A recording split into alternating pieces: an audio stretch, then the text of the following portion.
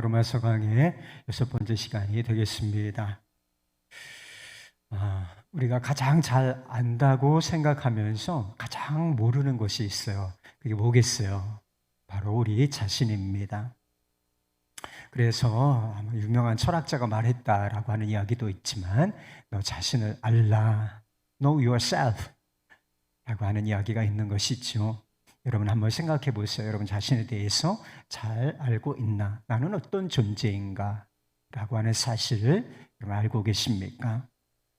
사도 바울은 이 로마서 1장에서 왜 모든 사람에게 복음이 필요하냐, 이 능력의 복음, 구원의 복음이 필요한지를 이야기했습니다. 구체적으로 말해서 마음에 하나님 두기를 싫어하고 우상 숭배자들이며 또 성적인 타락자들이고, 그리고 온갖 불의를 행하는 사람들, 이방인들이었어요. 이방인들에게 왜 복음이 필요한지를 이야기했습니다. 그들이 다 하나님의 진노와 심판 아래 있기 때문에 이 복음이 그들에게 필요하다라고 얘기를 했던 것이죠. 2장 역시 주제는 똑같아요. 3장 20절까지 이 주제가, 그래서 설교를 듣는 것이 좀 무거운 마음이 있으실지도 모르겠지만 이 주제 자체가 심판, 하나님의 진노, 이것이 계속되고 있기 때문인 것입니다. 똑같은 주제를 다루고 있는데 대상이 조금 달라지고 있습니다.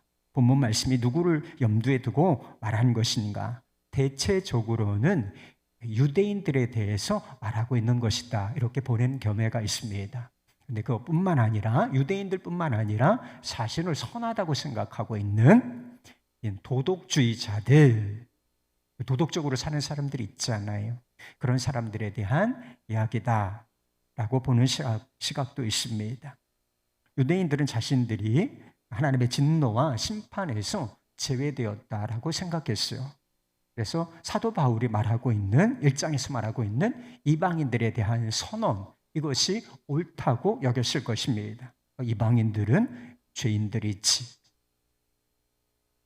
그들은 정죄받아 마땅하다, 그리고 지옥에 가야 마땅하다라고 당연히 생각을 했을 것입니다. 그런데 사도 바울이 이 2장에 넘어와서 뭐라고 이야기하고 있는가? 유대인들, 너희들도 하나님의 심판을 피할 수는 없을 것이다 라고 말하고 있다는 것입니다. 그러므로 남을 판단하는 사람아 라고 시작하지 않습니까? 누가 다른 사람을 판단하고 정죄하기를 좋아하겠습니까? 유대인들 안에는 선민의식이라고 하는 것이 있었습니다. 우리는 하나님의 택함을 받은 백성이다, 이런 의식이 있었어요. 이거 자체가 나쁜 것은 아니지만 이 방향이 잘못되었다라고 하는 것이죠. 그래서 세상과 구별된 삶을 살면서 우리 세계 열방을 주님께로 이끌어가는 것이 이 택함 받은 백성들의 역할이었는데, 이게 방향이 잘못되어서 우리는 택함을 받았어, 우리는 우월한 민족이야, 이렇게 생각해서 다른 사람들을 판단하기를 좋아했다는 것입니다. 사실 어디 유대인들 뿐이겠습니까? 죄성을 가진 우리 모두가 이 일의 선수들이죠. 판단하고 정죄하는데 선수들이 아니겠습니까? 특별히 어떤 사람들이 이런 함정에 빠지기가 쉬운가? 자신을 선하다고 생각하는 사람이에요. 그리고 자신을 괜찮은 사람이라고 여기는 사람이에요. 여러분 스스로를 한번 생각해 보세요. 나는 좀 괜찮은 사람인가? 노골적으로 난 좀 괜찮아, 이렇게 얘기하는 사람은 없죠. 그러나 의식 속에서 또 무의식 속에서 나는 좀 괜찮은 사람이지, 다른 사람들보다 좀 나아, 이렇게 생각하는 사람들, 그런 사람들이 빠지기 쉬운 함정이라고 하는 것입니다. 문제는 무엇인가? 자기가 판단하는 사람들과 내가 똑같은 일을 행하고 있다는 것입니다. 그런 사람들에게는 남을 판단하는 그 판단이 역으로 돌아와서 스스로를 정죄하고 판단하는 올무가 된다라고 말하고 있는 것입니다. 여러분 운전하시죠? 그런 이야기가 있어요. 고속도로를 달릴 때 나보다 천천히 가는 사람들은 운전도 못하는 사람들, 바보 멍청이들, 이렇게 생각하고 나보다 휙 하고 빠른 속도로 가는 사람들은 어떻게 생각하는가? 그렇죠, 위험한 인간들, 저러다 사고 나지, 사고 나. 그래서 굉장히 위험한 인물로 본다는 것입니다.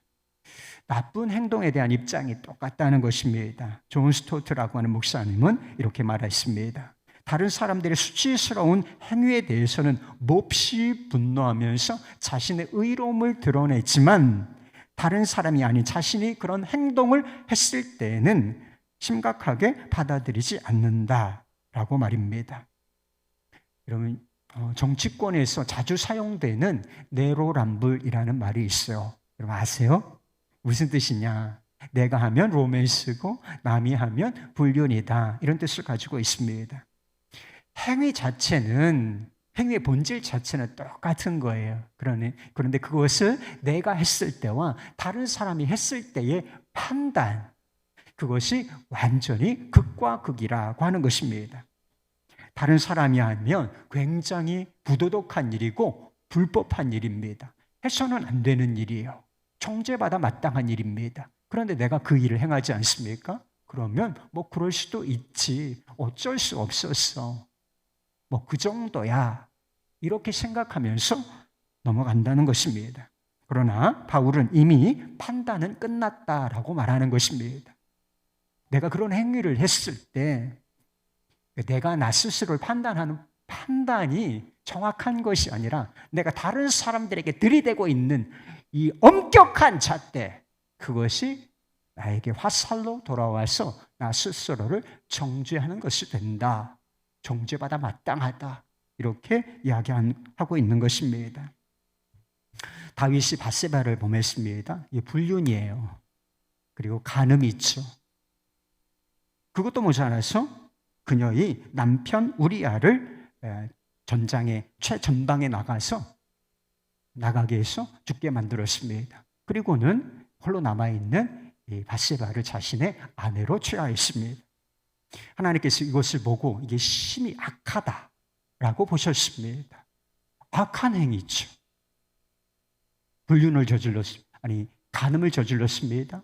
그것도 모자라서 살인 교사의 죄를 지었어요.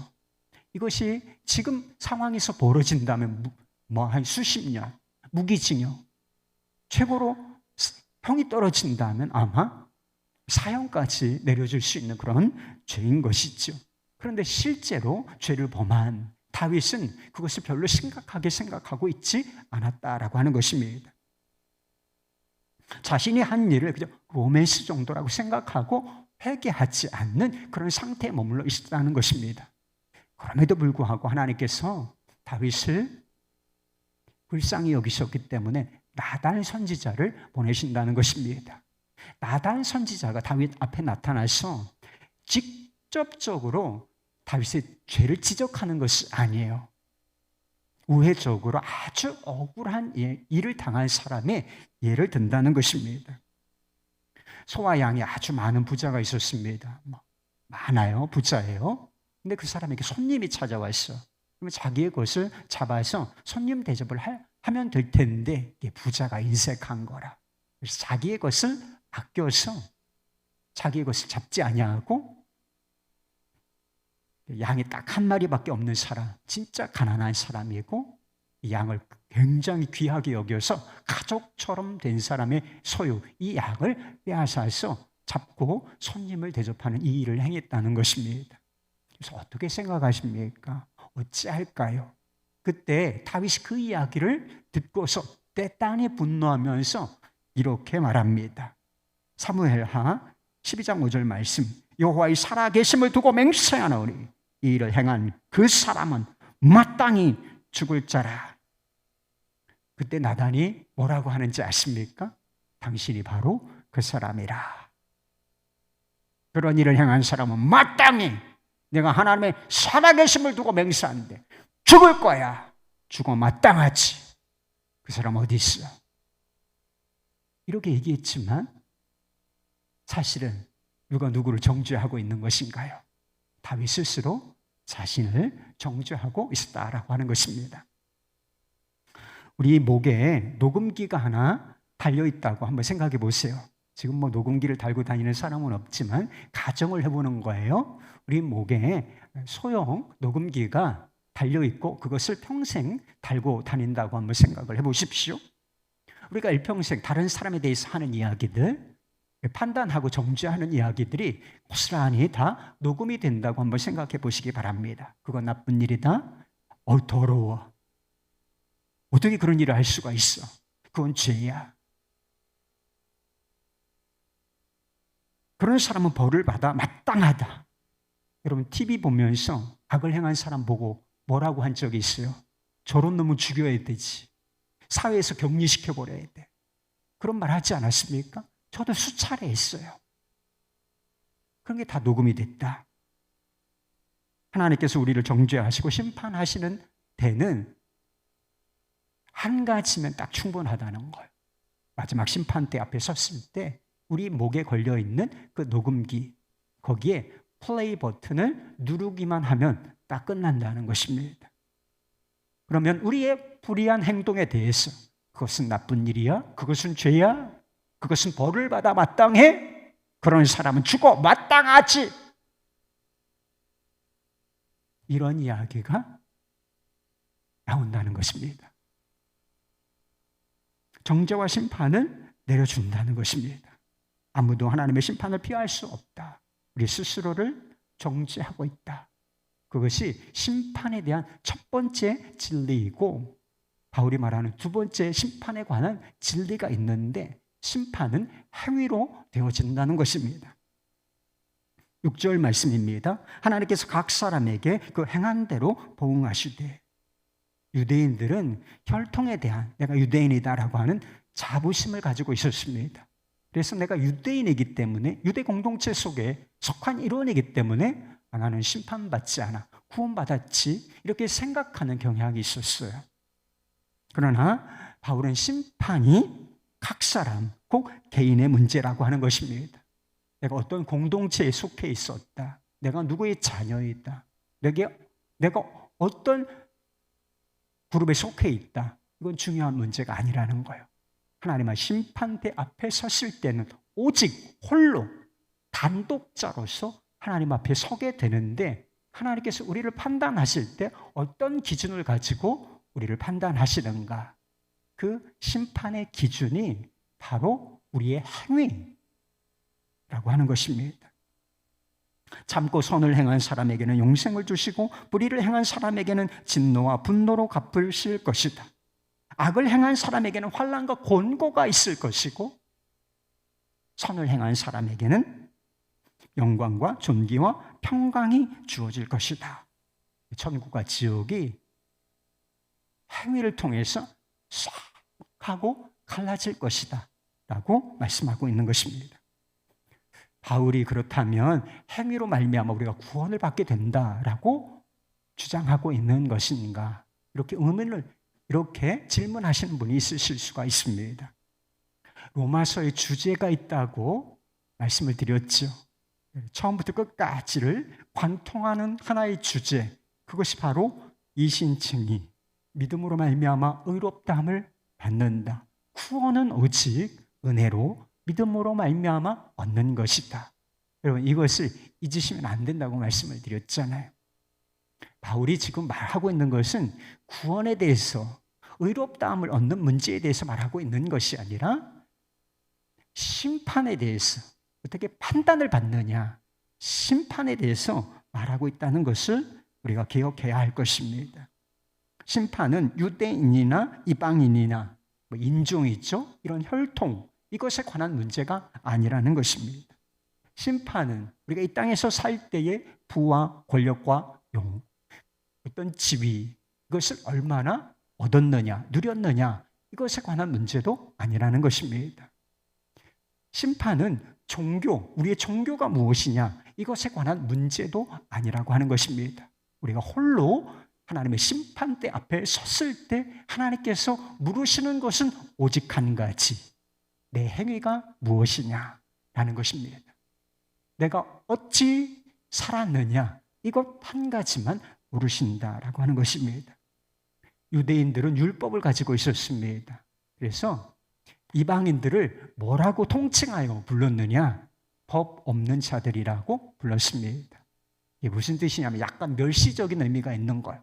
우리는 귀하신 하나님의 말씀, 하나님의 어떤 분이시고 하나님의 뜻이 계시되어 있는 이런 말씀을 가지고 있다 라고 생각했어요. 그런데 저 사람들에게는 주어지지 않은 말씀, 하나님의 말씀도 모르고 하나님도 모르는 자들, 이런 식으로 생각했다는 것입니다. 그러나 율법을 가지고 있느냐 없느냐, 이것도 중요한 문제가 아니라는 것입니다. 심판대 앞에 섰을 때 하나님께서는 오직 한 가지, 내가 알고 있는 그것을 행했느냐, 너 그렇게 살았니? 라고 물으신다는 것입니다. 이방인들의 율법은 없었지만 마음에 새겨진 법이 있다는 거예요. 그것이 양심이라는 것입니다. 그래서 그 행위는 나쁘다, 하면 안 돼, 양심에 거리끼는 것이 있지 않습니까? 판단이 있단 말이에요. 옳은 일이 무엇인가, 이걸 아는 판단이 있는데 그걸 아는 것이 중요한 것이 아니라 그 양심의 법대로 살았느냐, 이것을 물으시고, 유대인들에게는 무엇을 물으시는가? 내가 알고 있다고 생각하는 그 율법, 그것을 내가 행했느냐, 그대로 살았느냐라고 물으신다는 것입니다. 그게 13절 말씀이에요. 하나님 앞에서는 율법을 듣는 자가 의인이 아니요 오직 율법을 행하는 자라야 의롭다 하심을 얻으리니.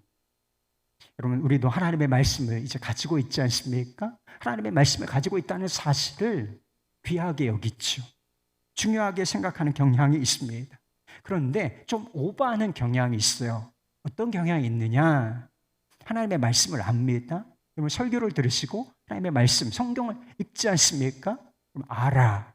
아는 것인데 마치 그것을 자신이 살고 있는 것처럼, 아는 대로 살고 있는 것처럼 착각하는 경향이 우리 모두에게 있다는 것입니다.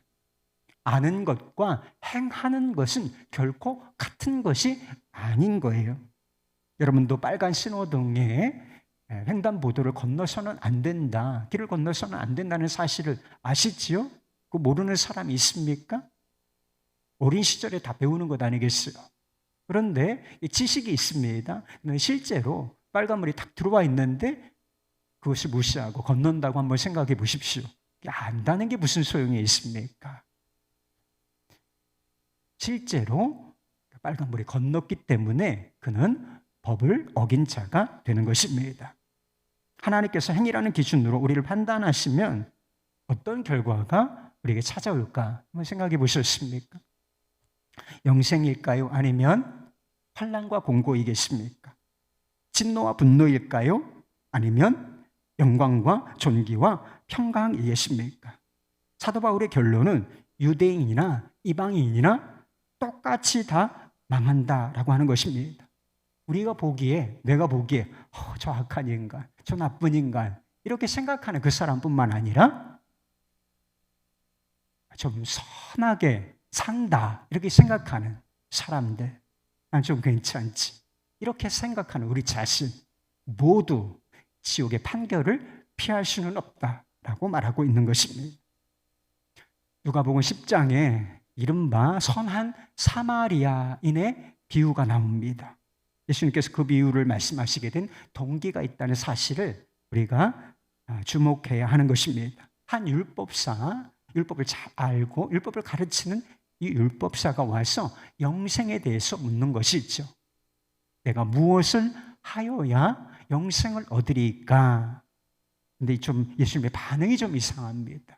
예수님께서 복음에 대해서 말씀하신 것이 아니라 율법에 대해서 말씀하시고, 믿음에 대해서 말씀하시는 것이 아니라 행위에 대해서 말씀하시는 것을 보게 된다는 것입니다. 율법사, 당신이 알고 있는 것, 영생에 관하여 뭐라고 성경 말씀에 되어 있는가, 그걸 물으신다는 것입니다.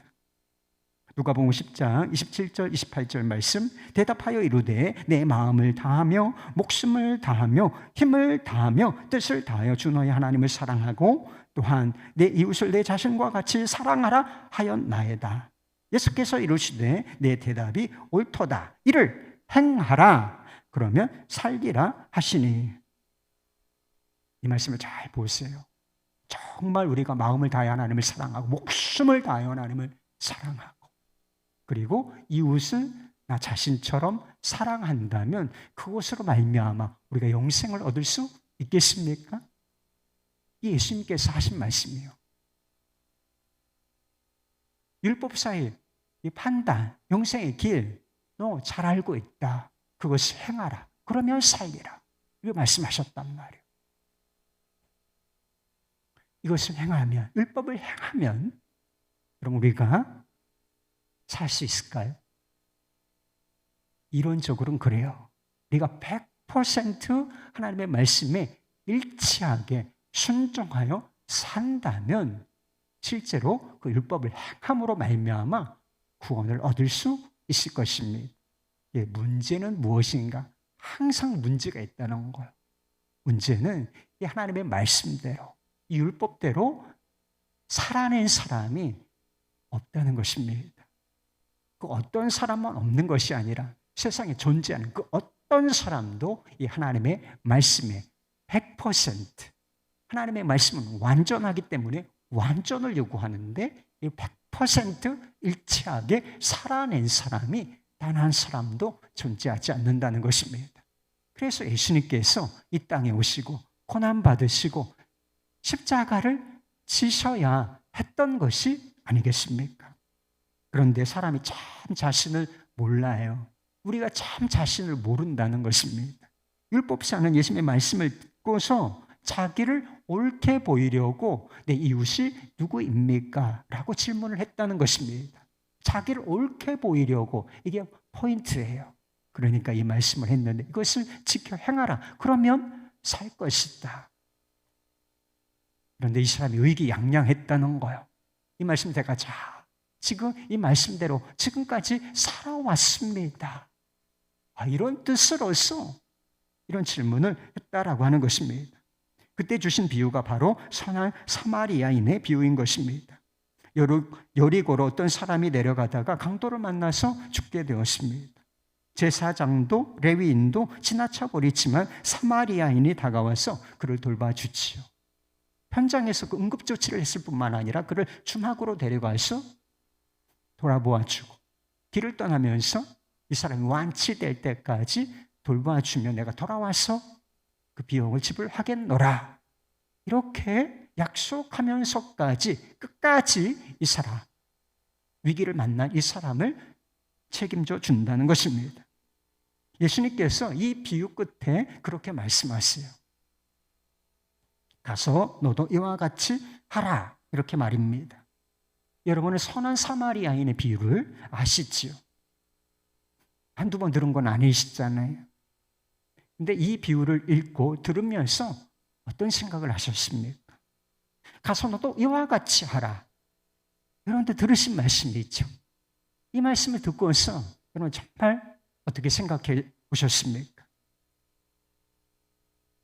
나도 가서 선한 사마리아인처럼 선을 행해야지. 이게 한번 생각해 보신 적이 있기는 하겠지.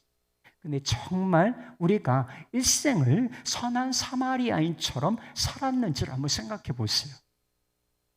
진짜 어려운 당한 사람 만나는 때마다 그들을 위로하고 돕고 필요를 채우고 돌아보아주고 이렇게 살았습니까? 진짜 그렇게 살았나요? 우리가 누구에 더 가깝게 살았는가? 제사장, 레위인처럼 살았지. 우리가 언제 사마리아인처럼 산 적이 있어요? 한두 번이 아니라 일평생을 그렇게 살아야 한다는 것입니다. 이것은 가서 너도 이와 같이 하라. 그것은 결코 우리에게 선행을 격려하는 말씀이 아니에요. 이것은 왜 이 말씀을 하셨느냐? 너 자신을 알라. 이런 취지로 이 말씀을 하셨던 것입니다. 유대인들에게 이방인 사마리아인은 사람도 아니요, 아주 멸시와 저주의 대상이었을 뿐이었습니다.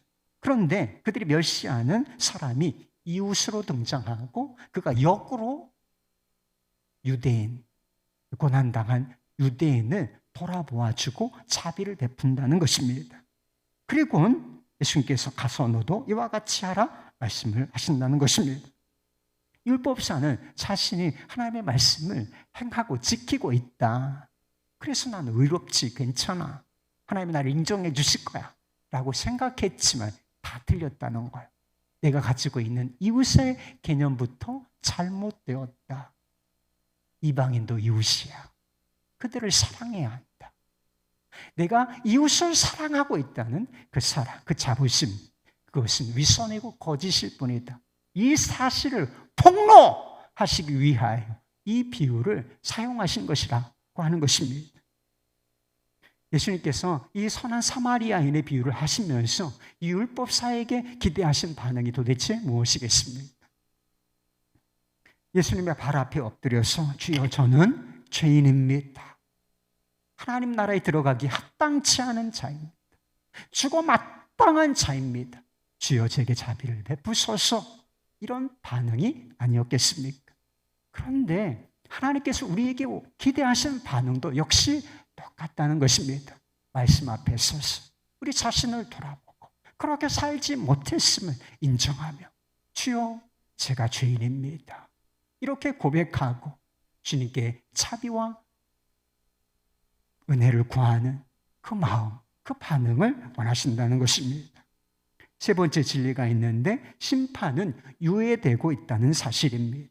4절 말씀입니다. 혹 내가 하나님의 인자하심이 너를 인도하여 회개하게 하심을 알지 못하여 그의 인자하심과 용납하심과 길이 참으심이 풍성함을 멸시하느냐. 여기 인자하심, 용납하심, 길이 참으심이라고 하는 단어가 나오지 않습니까? 하나님께서 불의를 행하는 사람들, 죄인들에게 이렇게 대하고 계시다라고 하는 것입니다. 여러분, 우리가 죄를 지을 때마다 하늘에서 불이 떨어진다고 한번 생각해 보세요. 죄를 지었습니다. 그러면 하늘에서 막 번개가 치고 불이 떨어져서 그 머리를 쪼개버린다고 한번 생각해 보세요. 그럴 수 있죠. 하나님의 심판은 사실 그보다 더 두려운 것입니다. 그러나 우리가 죄를 짓는다고 실제로 우리의 삶에서 그런 일은 일어나고 있지 않지 않습니까? 죄를 행하면 그 죄의 열매를 받게 돼 있어요.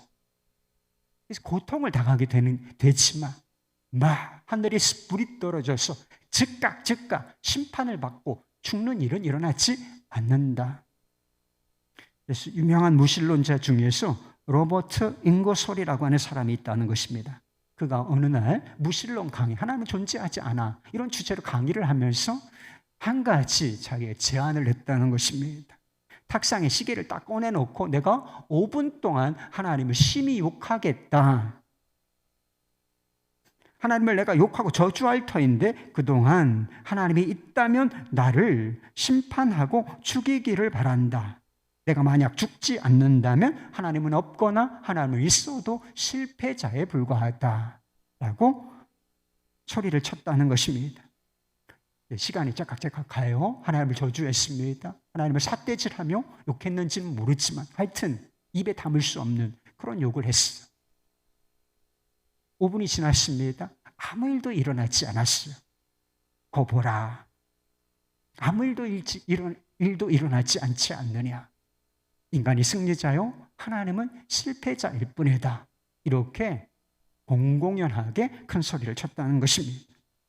그런데 이 이야기를 들은 파커라고 하는 사람이 이런 말을 했다는 것입니다. 과연 하나님이 실패한 것일까? 오래 참으시는 하나님의 인내를 5분간으로 단축시키려고 한 인것을 그 사람이 실패한 것일 뿐이다. 이렇게 말했다는 것입니다. 우리가 죄를 지을 때마다 하나님께서 심판하시지 아니하시고 인자함을 보여주시고 길이 참으시는 이유가 도대체 무엇이겠습니까? 그것은 우리가 돌이키고 회개하기를 바라시기 때문이라는 것입니다. 회개할 기회를 주시기 위해서 심판이 있지만 그 심판을 유예시켜 주시는 중이라고 하는 것입니다. 사도 베드로도 똑같은 이야기를 했어요. 베드로후서 3장 9절 말씀, 오직 주께서는 너희를 대하여 오래 참으사 아무도 멸망하지 아니하고 다 회개하기에 이르기를 원하시느니라. 하나님께서 오래 참으시는 목적은 회개이고 구원인데 사람들은 그것을 무시한다는 것입니다. 멸시한다는 거예요. 어떤 방식으로 멸시하는가? 죄를 지어요? 그런데 심판에 불이 떨어지는 것은 아닙니다. 별다른 일이 일어나지 않아. 상관없구나.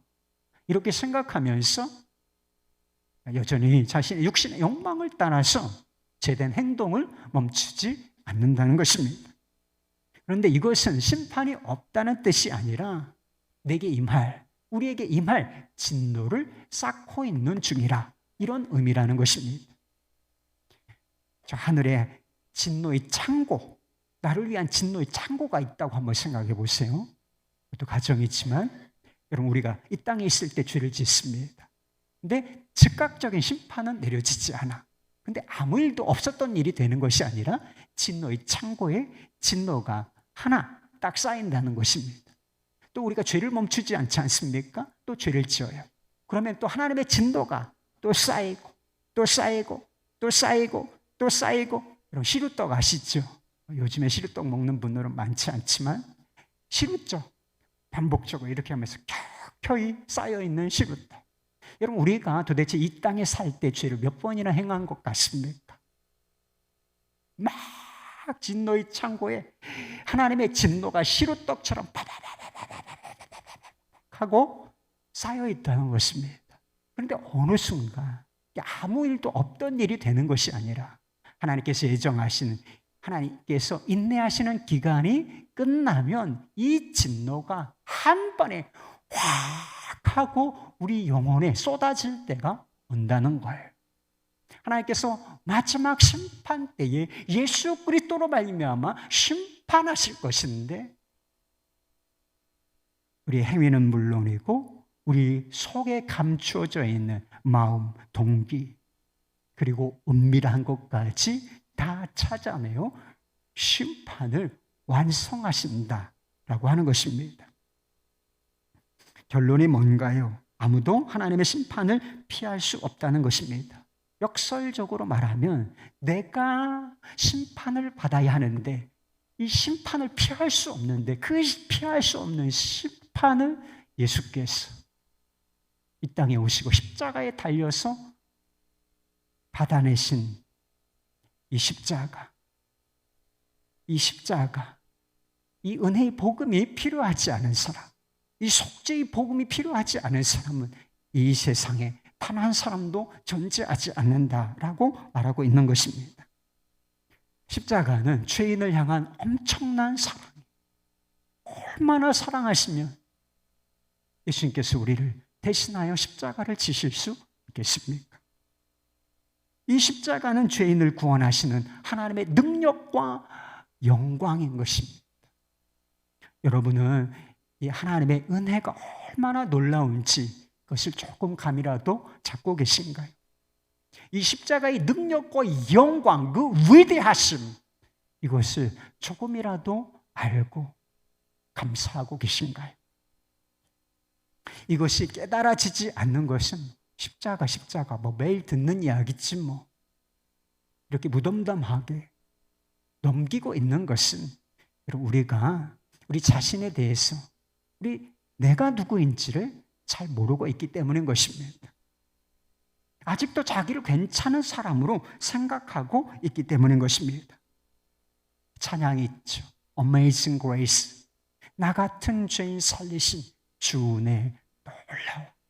이런 찬양이 있는 것처럼 내가 얼마나 심각한 죄인인지를 깨달을 때에 비로소 이 죄인에게 베푸시는 하나님의 은혜가 얼마나 amazing, 위대하고 놀라운 것인가를 비로소 깨달을 수 있는 것입니다.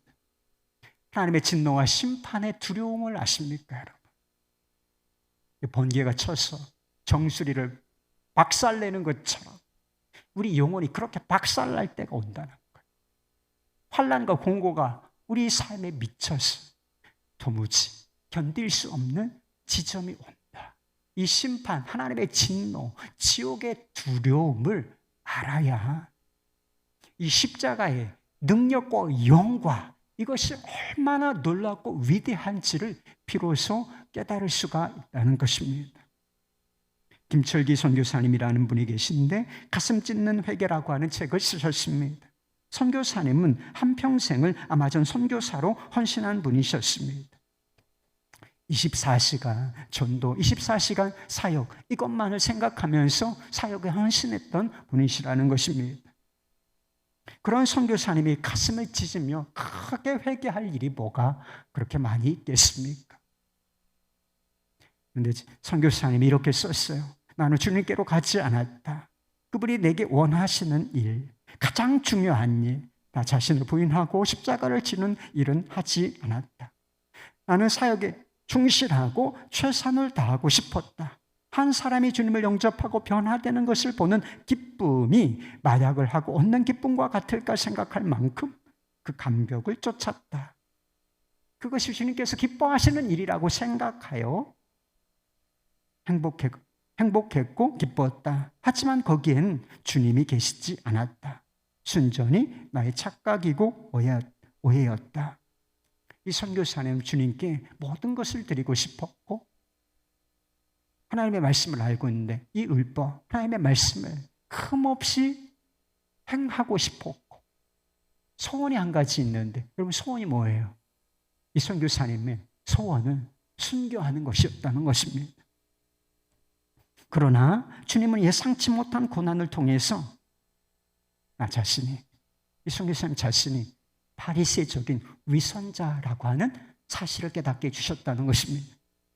내가 주님을 따르고 있다고 생각하고 자부하고 있었지만 사실은 주님을 따른 것이 아니라 내가 십자가를 지고 주님을 따른 것이 아니라 여전히 나의 영광을 위하여 나의 야망을 위하여 살고 있다라는 사실을 비로소 깨닫게 되었다는 것입니다.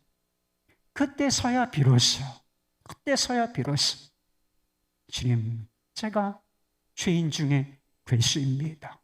이렇게 고백하면서 가슴을 찢으며 회개하게 되었노라고 했다는 것입니다. 선교사님은 교만한 자아를 완전히 죽음에 넘기는 것, 그것이 그리스도인이 이 땅에서 받는 최고의 영광이라 축복이라 했습니다. 주님과 온전한 연합을 이루는 것, 길은 이것밖에 없어. 믿음으로 주님과 온전한 연합을 이루는 것, 이것이 하나님의 큰 축복이고 이것이 가장 복된 것이다 라고 말했습니다. 그리고 주님과의 연합된 관계를 통해서 하나님 나라를 살고 있다라고 했습니다. 여러분은 무엇을 더 알고 싶으신가요? 알고 싶은 게 뭐가 있어요? 우리가 정작 알아야 할 것은 나 자신이에요. 내가 얼마나 큰 죄인인가, 하나님께 합당치 아니하고 하나님의 심판을 받아 마땅한 자인가, 이것을 아는 것, 이게 중요한 것입니다. 남을 판단하는 사람아, 저저 남을 판단하는 사람아, 여러분 자신입니다. 너 자신을 알라. 우리가 마지막 심판 때에서 어떤 판단을 받을 것이냐, 그것은 우리가 말한 것으로 이미 다 알려진 것입니다.